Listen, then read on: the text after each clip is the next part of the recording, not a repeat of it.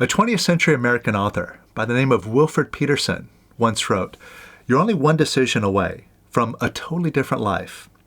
And today we're going to take a look at what makes a decision and how you can make more effective decisions that'll change your life for the better, starting today.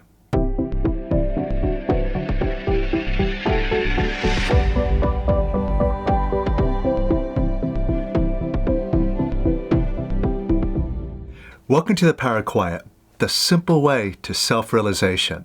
So if you want total control of your mind and more happiness and abundance in your life, then you've come to the right place. So if you're new here, make sure to subscribe. You're going to love what we show you, primarily because it is 100% experiential, meaning you don't have to believe me, but you could take it for checking and prove it to yourself. And if you're a regular here, you love the work that we do, it makes a big difference in your life, then let us know. Hit the like button below and share your gains, share your experiences, and any questions that you have. Drop those into the comments, and I'll jump in and answer those whenever I can. Now, today, we're going to take a look at something that my releasing teacher used to say often. In fact, he said this so often that we made a poster of this. You see, back in the day when we used to go around the country practically every weekend, teaching weekend classes and also doing 7-day retreats, we'd have a number of these posters that we'd carry around with us wherever we went. And whenever we did a class, we'd put them up on the wall. And they would highlight key aspects of Lester Levinson's method that really make or break the success of using the method. They're like hot tips. And one of these posters, this is what Larry used to say often. This poster said simply, "Life is a decision." Now, the way Larry put it, he was quite blunt about it. He just said, life is a decision. You decide to be rich, you decide to be poor. You decide to be sick, you decide to be healthy. Now, that sounds all well and good. It sounds like a very empowering quote, right? But let's face it. How realistic is that? After all, if it was that easy to just decide, well, I decide to be a millionaire today, or I decide to have a beautiful 8,000 square foot, 3-story home on the beach, and it's just a decision. Why isn't it that easy? And why do we seem to have situations where we know what the right decision is, but we just can't seem to make that? We always steer towards the wrong decision, even though we know better.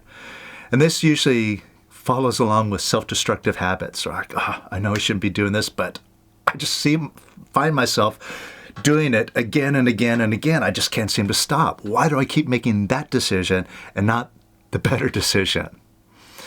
Now, if you're familiar with Lester Levinson, he's a spiritual master whose work we continue to put out in the world here on this channel. You have probably heard him say pretty much the same sort of thing, where he'll point out that if you want to know what your sum total thinkiness is, what's going on in here, all you have to do is just observe what's going on around you, what you have, what you're experiencing, because everything out there is only a reflection of what you're picturing in your own mind. And he also said that as much as we want to be a conscious creator, to consciously create more good things and less bad things in our lives, and so much of us are really struggling to find out how to do that. What's the key that unlocks my ability to just think and have things happen? And we're going around all the time wondering, where's this ability? Where do I find it? And Lester said, you have it already. You're doing it right now. You're a creator right now, whether you realize it or not. And if what you're creating isn't working for you, all you have to do is just examine your thinking and change it. That's it. And then that also confuses us. Well, how do I do that? Well, that's what we're going to take a look at today. How the mind works, examine the decisions that you're making, and how to steer yourself towards making better decisions easily without a bunch of, reprogramming, rewiring of your mind. That's not how you do it. I'm going to show you a much easier way. But first, we're going to take a look at how the mind works. See, a lot of us, we make out the mind to be something that's more complicated than it really is. But if we just stop and examine the mind, first of all, what is it? How do we experience the mind? It's just a voice coming out of nowhere, right? Somewhere in here, I don't know, here somewhere, that's always there, always talking to me, always keeping me company, always giving me advice, always telling me, well, what to do this, do that, and so on. But where did this voice come from? Who gave it to me? Did my parents give it to me? Did God give it to me? It's my voice, though, isn't it? Now, when this voice tells me, especially to do something destructive, like if I get frustrated, I'm trying to do something and it's not working out to my liking, and then I just get upset, I throw a temper tantrum, I scream, I yell, I break things. Why? Because that voice told me, right? This is so intolerable. I can't stand this. I need to lash out. And then I just follow along with that voice, go, okay. And then I do what it says. So basically, a lot of times, number one, we find that voice, it's very negative in its nature. It's always worried about things. It's always dissatisfied. It's always critical. It's always judgmental. And it's always quick to tell us to beat ourselves up when things don't go our way. And again, we take that decision and we run with it, right? So we make a mistake right away. Without even realizing it, we just go down this tunnel of beating ourselves up. And who said we had to do that? Just because that voice told us. But again, whose voice is it? A lot of times we don't act like we're the owner of that voice, but we are the owner, right? I mean, it's talking to us, and it's only talking to us. Have we ever caught our mind talking to somebody else, having a conversation out there?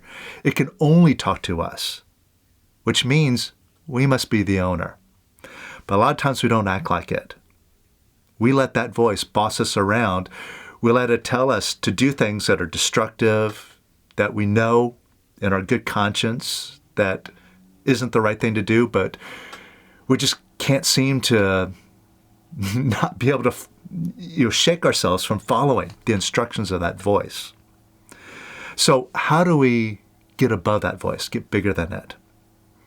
Well, by discriminating, by analyzing how that mind works, and just seeing it for what it is.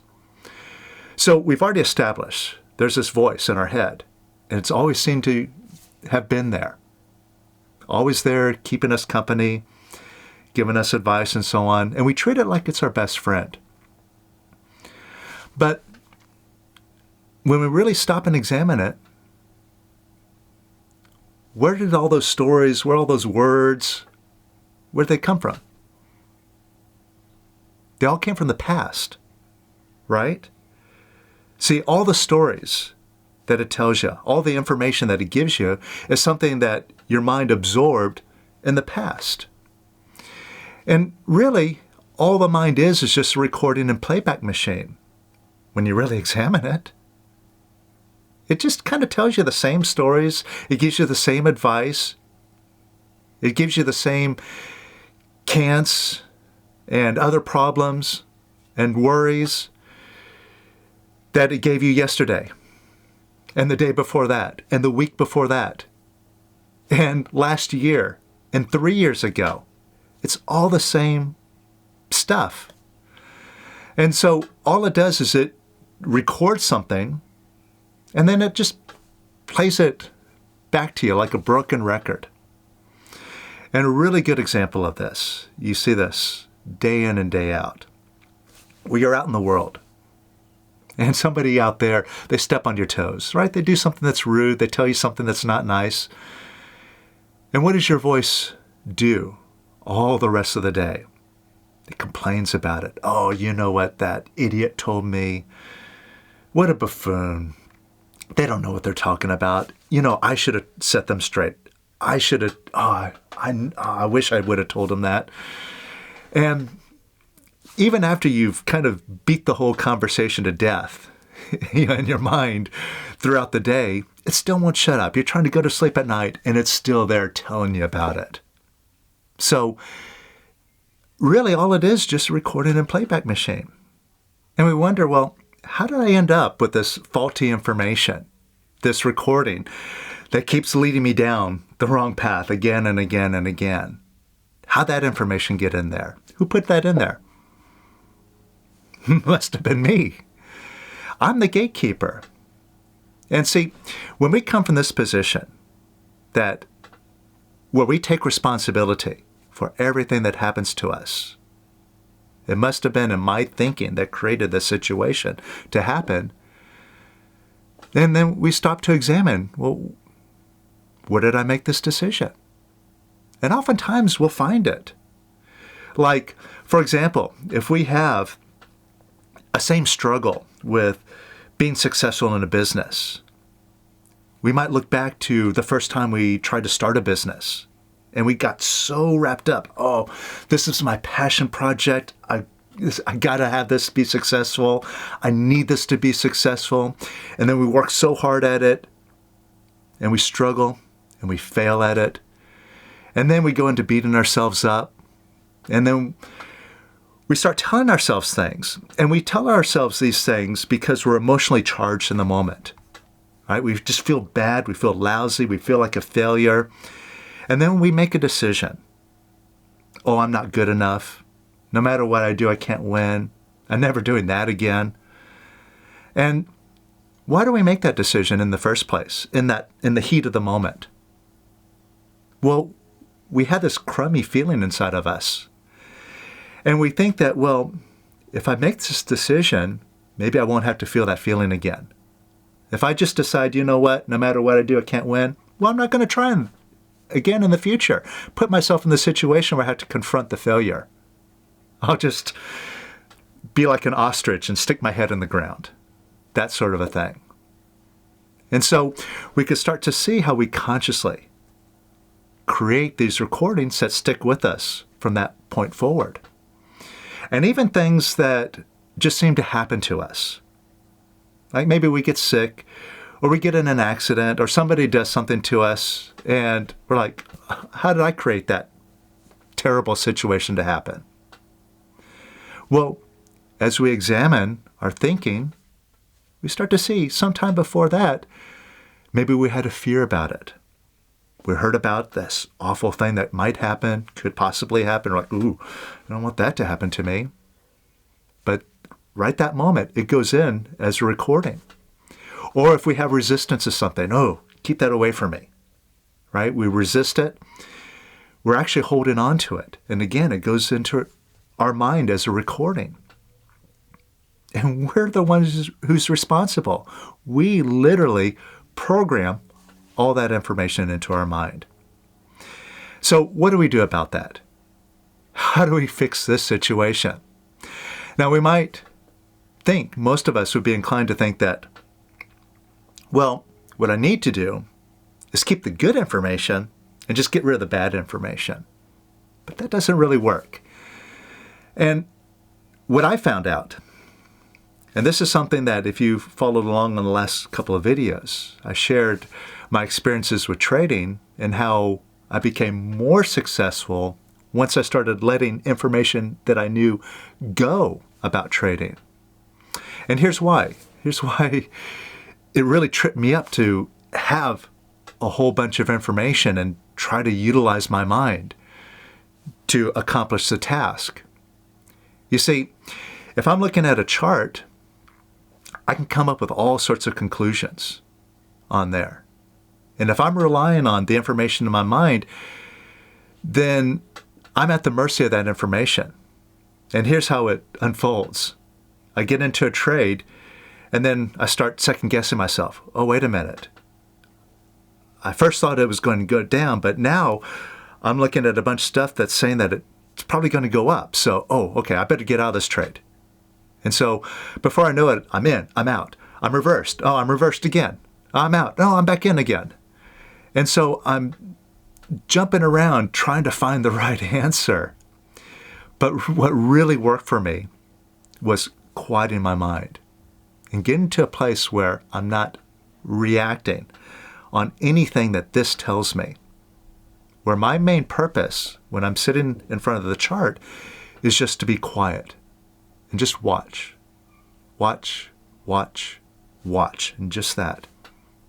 And when I do just that, what happens is all of a sudden I'll see something that it just hits me. It's like a light bulb going off. It's not something that is necessarily coming from my mind. You might call it instinctual. You might call it intuitive. But it's really more than that, because it's not just intuition. Oh, I think this is a good time to get into the market. It's something that is a moment of clarity where I see a perfect picture and it's like, that's it. And here's the thing. With this clarity, and I'm not basing my decisions off of the voice in my head, the decision that's happening is more direct. It's coming from the owner of the voice, the silent present, the one that voice is talking to, where it's my decision, and I decide when and where I get into the market. And it's a big difference, because instead of listening to this, where I'm in, I'm out, maybe it's this, maybe it's that, I just get nice and quiet, and all of a sudden I decide, all right, this is it. And I stick with that decision. I don't second guess myself. And if I'm wrong, I'm wrong. But if I come from that place of clarity, more often than not, I find that I'm right. And if I'm wrong, fine. I'll let it be wrong, and I'm out of the market. And I wait for the next point of clarity, rather than, okay, well, I was wrong then. Okay, maybe this is right, and this. And the more I get involved with this, the more discombobulated all my actions become. But if I stay nice and clear, that decision, regardless of the outcome, always turns out to be the right decision. Every single time. Even if I'm wrong in the analysis, right? So I just let it go. But like I said, more often than not, it's right. And it makes the whole process so much easier than sitting there second guessing myself and overanalyzing and just kind of beating the whole thing into a pulp in my mind. So, how do you get to that place where you could just watch, react intuitively, with clarity, with a sense of knowingness that's beyond your mind, but has absolute certainty and real clarity of the situation? How do you get there? The key is not minding the outcome. Now, you may have heard this before. If not from Lester Levinson, certainly from Eckhart Tolle, who I think even quoted another spiritual master when he said, somebody asked him, what is his secret? He said, my secret is, I don't mind what happens. And the way Lester puts it is, the key to everything is imperturbability. See, when the decision really matters to you, you're drowning in that matter, and you just can't see clearly. But when you're truly imperturbable, that's when you see things with crystal clarity and a laser focus. And what it shows you is that when you stop relying on this thing that you've been calling your friend, that you think is so intelligent, and that you need it in order to get along in the world, let alone be successful in the world, It's not really your friend, and it's not there to help you. It's very negative. But when you let that thing go, that mind, you tap into an intelligence that is infinite and well beyond that mind. And that's something that we can all start to experience right now. I'll show you how to experience that for yourself. Like I said, you don't have to believe me, but check it out. See for yourself. So think about a decision that you've been struggling with. Or think about a decision that you know is wrong, but you can't seem to not shake yourself from making that particular decision again and again and again. And as you're thinking about this situation, this decision, like I said, the mind is just a recording and playback machine. So from the neck up, all it does is it records things and it plays them back to you, whether you want to listen to them or not. But it doesn't have an erase button up here. Where you do have an erase button, where you can just quiet that mind, is from the neck down, here in your stomach or chest area. So as you're thinking about the situation, right, this scenario of bad decisions that you're stuck with, or just confused about what decision to make in a particular situation, just close your eyes. And when you're thinking about that situation, pay attention to what you're feeling in your stomach or chest. And notice if you have a tightness, a contraction, a clenching feeling in your stomach or chest. Just check. You notice that? Notice that contraction there? And what that is your body telling you that you're pushing down some feelings that you don't like. Like I said, a lot of these decisions we make is so we can avoid feelings that we don't like. But even when we make those decisions to try to avoid those feelings and scenarios, they don't go away. Those bad feelings, the heartbreak, the anguish, all of that stuff, it's still there. It didn't go anywhere. And when you feel that contraction, that's your body showing you that you're pushing down these feelings. And like I said, the mind is just like a computer, and you're the programmer of it. And so when you push these feelings down, it's like putting viruses in that computer. And these feelings, as you push them down, they also affect your decisions, and they affect your thinking, which affects what goes on around you. But what you could do is you can actually let that go rather than fight with it, rather than try to keep pushing that beach ball down that keeps wanting to come up. And you're like, oh, no, please don't. Go ahead and open it up. Instead of fighting with it. It's not going to go anywhere when you do that. Instead, right now, open up an imaginary window or door. Right in front of that contraction, wherever you feel it. Just open up an imaginary door right in front of it. And now imagine that contraction is just energy, now moving out that door. However you want to look at it. You might see it as water flowing out the door, or smoke billowing out, whatever. Just imagine that energy leaving out the door right now. And just open up that door a little bit more. And let some more of that energy go. It's just energy that you've been pushing down and suppressing. But just let that energy go out the door even more. And even more. And even more. And even more.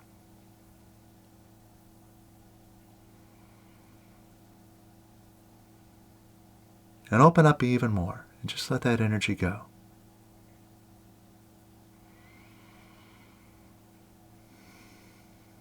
And even more. And even more.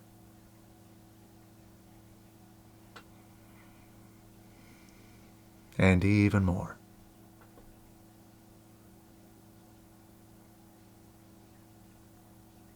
All right?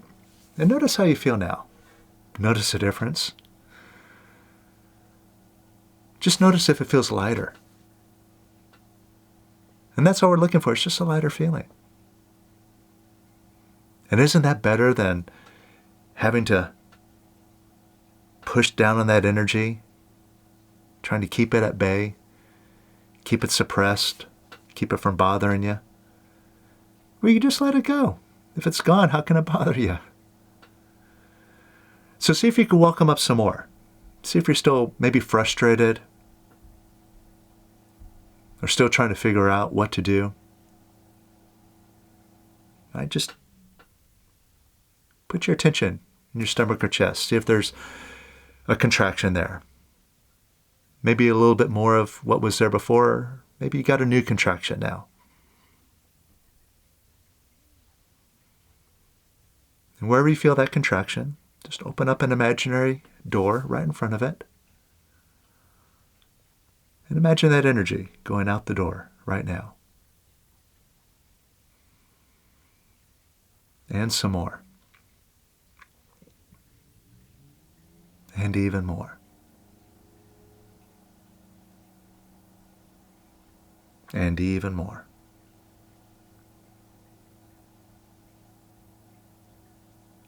And see how you feel now. See if you feel even lighter. And again, that's what we're looking for. That lighter feeling is just showing that you're moving in the right direction. And you don't have to fight with your feelings anymore. That's a big bonus. But now also, if you're feeling lighter, take a look at that situation or that decision. And see if it just feels more possible to find a solution or be successful now. More so than it seemed a few moments ago.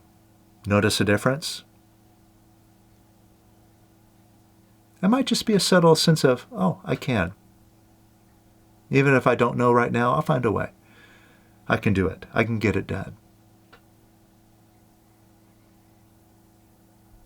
And that part of you that you're noticing right now isn't coming from your mind.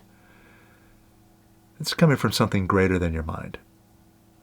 Call it your intuition, your wisdom.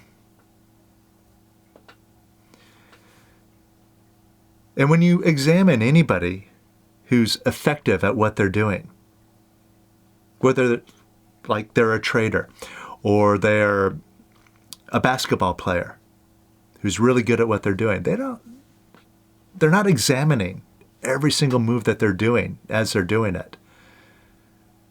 Oftentimes, they'll say, oh, well, I just get into the flow. And it's my experience of having, played basketball or done trading for 20, 30 years. I've gone through all the ups and downs and finally let it all go. And now I just get to a place where I just know what to do. And I know I'm going to make that shot. And they can't explain it, but they're always making the right decisions. And everybody else tries to figure out, well, how did they make that decision? What got them there? How did they decide to do that? Why did he fake left and then go right when, he could have done something different? He just did that. But it's not like he consciously did it. He just knew in the moment, oh, I'm just doing this. This is what's going to get me the shot. It's like a split-second knowingness. This is what I do. And that part of you is instant. It's immediate. And that's the real you that's showing up. And it's a big difference than when you're listening to your mind. So a lot of people will say, well, this person just has unconscious competence. Or from all their years of doing this, they just have wisdom. Call it what you want. They're not operating from their mind so much. Maybe at one point they were, but then they let that information go. And then they just let themselves do it. They're in the flow. It's an experiential thing. And you can do this too. Coming from this place of all-knowingness. That's what you tap into when you stop listening to this, you tap into a greater part of you that has answers for everything immediately, on the spot. And it's effortless. So effortless. The answer just comes right to you, and you know exactly what to do. After all, everything is your decision. What's easier than that? Now, it's one thing to talk about it, but like I said, everything that we do here is experiential. And what you're experiencing right now, just in a small taste, that lighter feeling and that subtle sense of, yes, I can, that's the real you that's showing up. But you got to take responsibility and bring that out in full scale, not just get a little taste of it here and there. That's what a lot of us do. We just get little bites and tastes. But if you take responsibility, you could just pull those curtains wide open and see what you're really made of. If you want to see that and see that in full effect, I invite you to join me for the next 6-week course. And this is a good one because this next 6-week course that we're doing is called the Wealth Mastery course. It's all about examining all your stories and beliefs about having lots of money. And surprise, surprise, you're going to find there's a lot of I can'ts, there's a lot of resistance, there's a lot of fears, and it's up to you. You want to let those fears and other thoughts of limitation run you and make the decisions for you? Or do you want to eliminate all of them and you decide? Just like Larry said, you can decide to be poor or you can decide to be rich. And you can join in and see just how easy it is to clear out all the garbage so you can just decide to be rich. Check it out. I'll put a link to it up here, also in the description below. And this is where the real work is done. What we're doing right here is just scratching the surface. But it's time to take a deep dive and see just how far Lester's method can take you.